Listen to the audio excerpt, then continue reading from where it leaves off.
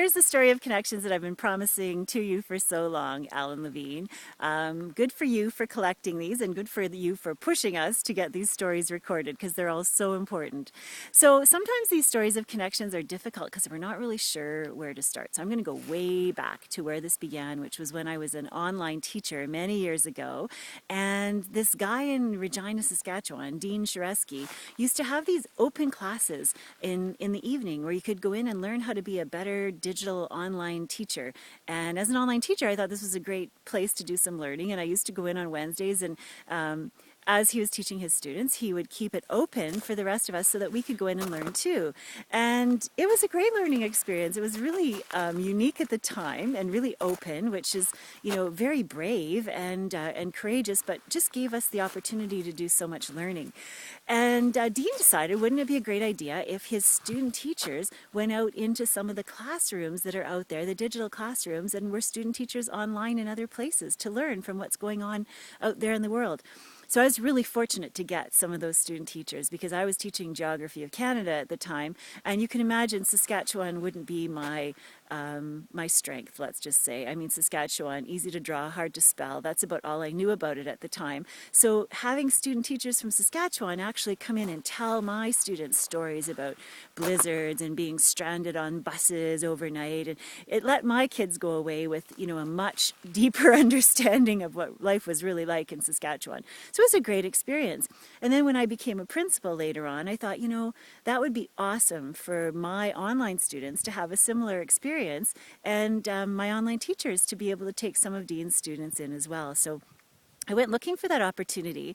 Well, of course, by then, Dean's classes were pretty popular, and if you wanted one of Dean's online students to be a student teacher in your online class, you had to really audition for it. So I had to really put something together to show what we could offer these students, and we were really fortunate because one student named Daniel Atkins decided that he would love to come and be part of the learning up here on the North Shore of Lake Superior. So we had Daniel in for a few weeks, and he did some work on blogging with our students and saw one of our physics classes, and hopefully had some valuable learning.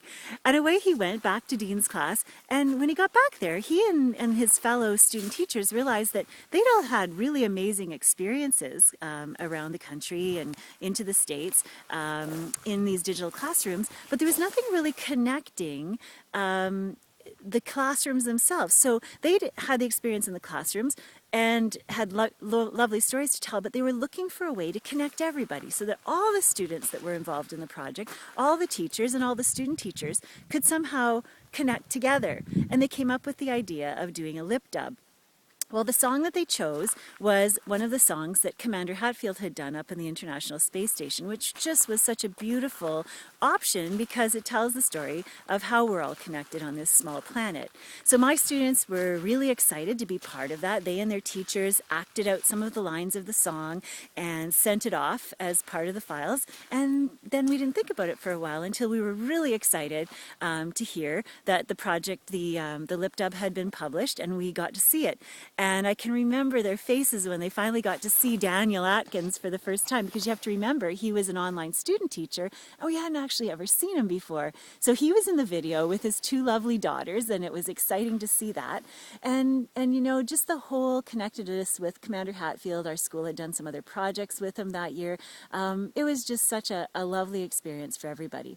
But then one morning I was outside, and being a little bit of a space geek myself, I'd been tracking the International Space Station quite a lot, following on Twitter, knowing sort of when it was going to go over. But one morning I was out and I looked up and it went over. I hadn't realized that was the right time, and I thought, wow, you know, Commander Hatfield's up there. I wonder if he's actually seen the video tribute that we did to the music that he recorded.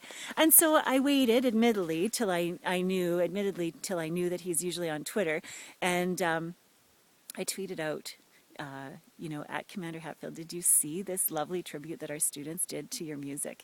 And he responded, and that was such an exciting moment because he said, you know what, this is beautiful, and I saw this up here. I watched it on the International Space Station. So you can imagine my students, how excited they were to find out that something that they'd created, that they'd been part of, had actually been watched by Commander Hatfield up on the International Space Station. I mean, that's just a once-in-a-lifetime thing. That was awesome. And of course, the local CBC radio station was excited to hear it, and one of the students who participated was invited to be on the radio and talk about her experiences. And it's just such an amazing story of connectedness, all starting way back because one person decided to open up their classroom, to be brave and let other people come in and learn what they were learning together. So by modeling that connectedness, Dean Sharesky, years and years and years ago, you've made such a difference in the lives of people down the road. And I hope that it inspires others to make that decision, to be courageous and to be open and to share and stay connected. And Alan Levine, thank you so much for collecting all of these stories. I hope they make a difference. All the best.